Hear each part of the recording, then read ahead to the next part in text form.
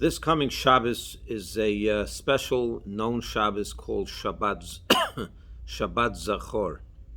Shabbat Zachor is the Shabbos that we take out two Torahs. It's the Shabbos before Purim. When the second Torah is taken out, we read in it the first one we read the regular Torah portion. The second one we read about the mitzvah to erase, to blot out the memory of Amalek.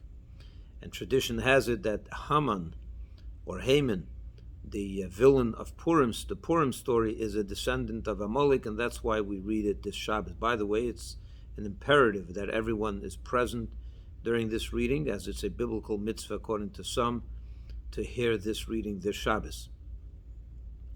Be that as it may, who is Amalek? And what relevance does it have to our life today, in our world?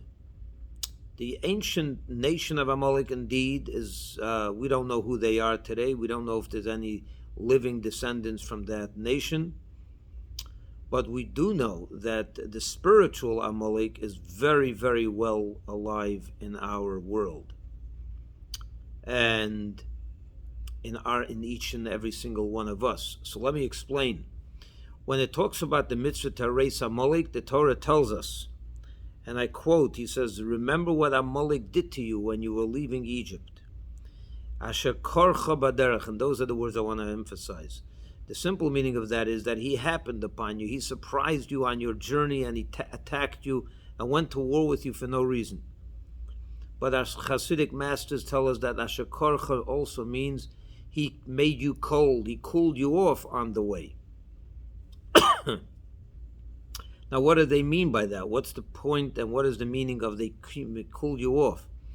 Very briefly, spiritually speaking, in our spiritual service to God, sometimes we get very excited about a mitzvah. We get excited about something. And suddenly we hear voices in our mind telling us, calm down, cool off, don't get so excited. Don't get so heated up about this. Don't get so passionate. Are you sure? Are you sure you want to do this? And the Amalek within cools us off. Asher korcha.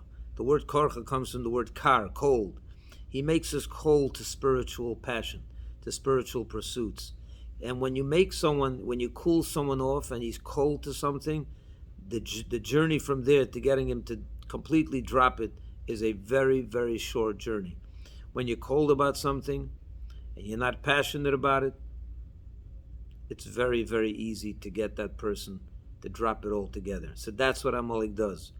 He doesn't tell you don't do it. He says, calm down, think it over. And if you do it, don't get so excited about it. There's other things to excite you. And this, by the way, is true when you see other people excited. You see other people dance in the middle of davening, or dancing about, their life and their spiritual connection to God. They're happy, they're clapping, they're singing. A lot of people look at them, hey, what's gotten into this person? We look askance. We look at them in a way that's, we pity them. What's wrong with them? But the truth is, we have to know that warmth and that passion and that excitement and that joy is the very opposite of Amalek. If you're not passionate and you don't have that heat, you don't have that zest and fire within you for a mitzvah, for God, for something, you're in the realm, you're caged in Amalek. And this Shabbos is the Shabbos to blot out the memory of Amalek. Warm up, get rid of your coldness, get rid of your cool, calm, and collected attitude towards God and Torah and mitzvahs. Become excited about it.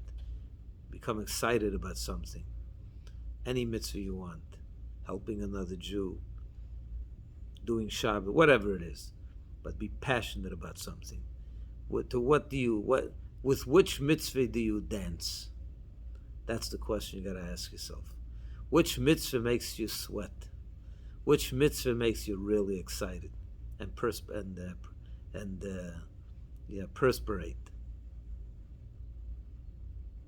Answer that question, and you have blotted out Amalek. Shabbat Shalom and Happy Purim.